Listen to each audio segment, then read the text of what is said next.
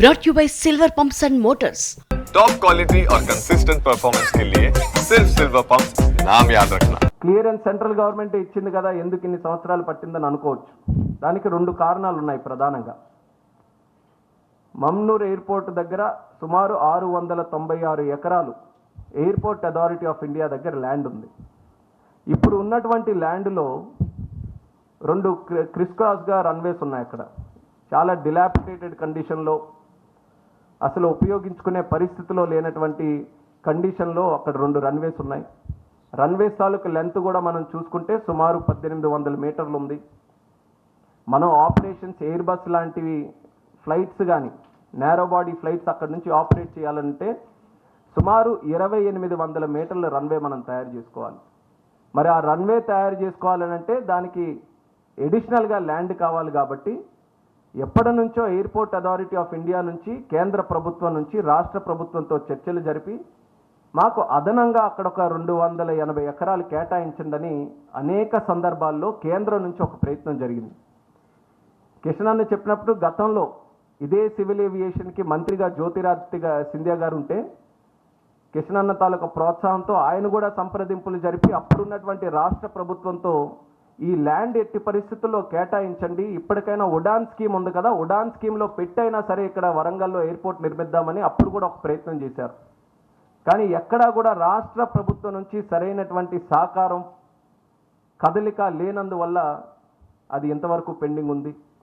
Land ఒక సమస్య అయితే మరొక సమస్య ఇక్కడ ఉన్నటువంటి శంషాబాద్ ఎయిర్పోర్ట్కి 150 కిలోమీటర్ల లోపలే ఈ యొక్క వరంగల్ ఎయిర్పోర్ట్ వస్తుందన్న ఆలోచనతో వీళ్ళు కూడా నో అబ్జెక్షన్ సర్టిఫికేట్ ఇవ్వాల్సినటువంటి అవసరం ఉంది.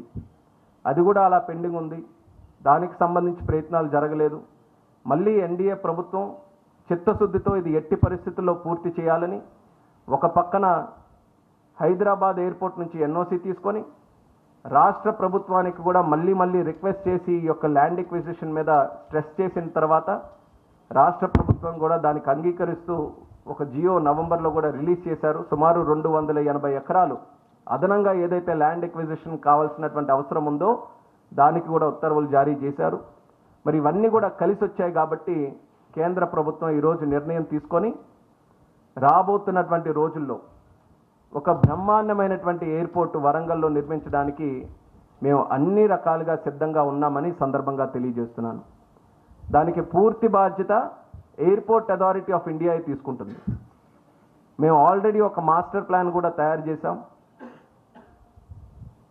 మొత్తం ల్యాండ్ ఏదైతే అడిషనల్ ల్యాండ్ కూడా ఉందో ల్యాండ్ ఎక్విజిషన్ చేసిన తర్వాత ఎయిర్పోర్ట్ అథారిటీ ఆఫ్ ఇండియాకి అప్పచెప్తే ఆ మాస్టర్ ప్లాన్కి అనుగుణంగా నేరో బాడీ ఎయిర్ బస్సులు అక్కడ ఆపరేట్ చేసే విధంగా రన్వేని కూడా ఏర్పాటు చేసి బ్రహ్మాండమైనటువంటి terminal building, airport terminal building కూడా వరంగల్ ప్రాంతంలో ఉన్నటువంటి ఆ యొక్క చరిత్ర, అక్కడ ఉన్నటువంటి కల్చర్ని, హెరిటేజ్ని అంతటిని కూడా ఇంక్లూడ్ చేస్తూ ఒక చక్కనైన టెర్మినల్ బిల్డింగ్ కూడా అక్కడ ఏర్పాటు చేయాలని మా వంతుగా ఒక ప్లానింగ్ కూడా రెడీ చేశాం. మరి వీలైనంత త్వరగా రాష్ట్ర ప్రభుత్వం ఏ చొరవ అయితే చూపిస్తుందో అదే రకంగా ల్యాండ్ ఎక్విజిషన్ కూడా ఎంత తొందరగా చేసి ఆ యొక్క ల్యాండ్ను కూడా ఎయిర్పోర్ట్ అథారిటీ ఆఫ్ ఇండియాకి అప్పచెప్తే కార్యక్రమాలు కూడా వెనువెంటనే ప్రారంభించడానికి కూడా మేము సిద్ధంగా ఉన్నామని సందర్భంగా తెలియజేస్తున్నాం. ఎన్డీఏ ప్రభుత్వం తాలూకా చిత్తశుద్ధిది. ప్రజలకి మంచి చేయాలి, ప్రజలకి డెవలప్మెంట్ చేయాలి అని గత 10 సంవత్సరాలుగా నరేంద్ర మోదీ గారి తాలూకా సంకల్పం ఏదైతే ఉందో అది ఈరోజు ఈ యొక్క కార్యక్రమానికి మాకు స్ఫూర్తినిచ్చిందని కూడా ఈ సందర్భంగా తెలియజేస్తున్నాను. అలాగే మరొక ఎయిర్పోర్ట్ భద్రాద్రి కొత్తగూడెం దగ్గర ఉన్నటువంటి ఎయిర్పోర్ట్ గతంలో ఒక సైట్ దానికి సంబంధించి రాష్ట్ర ప్రభుత్వం సూచించింది. దానికి సంబంధించినటువంటి ఫీజిబిలిటీ స్టడీ అప్పుడు చేశాం. కానీ అక్కడ ఉన్నటువంటి హిల్స్ వల్ల, అక్కడ ఉన్నటువంటి జాగ్రఫికల్ స్ట్రక్చర్స్ వల్ల అది ఫీజిబుల్గా లేదు అని తెలియజేసిన తర్వాత మళ్ళీ ఆల్టర్నేట్గా ఇంకో సైట్ చూపించారు. ఆ సైట్కి కూడా మొన్న 23 జనవరి ఈ యొక్క సంవత్సరంలోనే దానికి ఫీజిబిలిటీ స్టడీ చేయడానికి మళ్ళీ మా ఎయిర్పోర్ట్ అథారిటీ టీంని పంపించాం.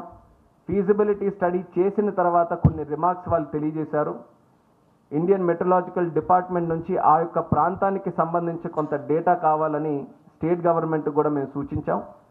ఆ డేటా అంతా కూడా వచ్చిన తర్వాత ఫీజిబిలిటీ మీద నిర్ణయం తీసుకొని అక్కడ కూడా ఎయిర్పోర్ట్ని ఏర్పాటు చేయడానికి ఏదైతే రాష్ట్ర ప్రభుత్వం సూచించినటువంటి ప్రాంతం ఉందో అది కానీ ఫీజిబుల్గా ఉంటే ఖచ్చితంగా అక్కడ కూడా మరొక ఎయిర్పోర్ట్ ఏర్పాటు చేయడానికి కేంద్ర ప్రభుత్వం తరఫున సిద్ధంగా ఉన్నామని కూడా ఈ సందర్భంగా తెలియజేస్తున్నాం.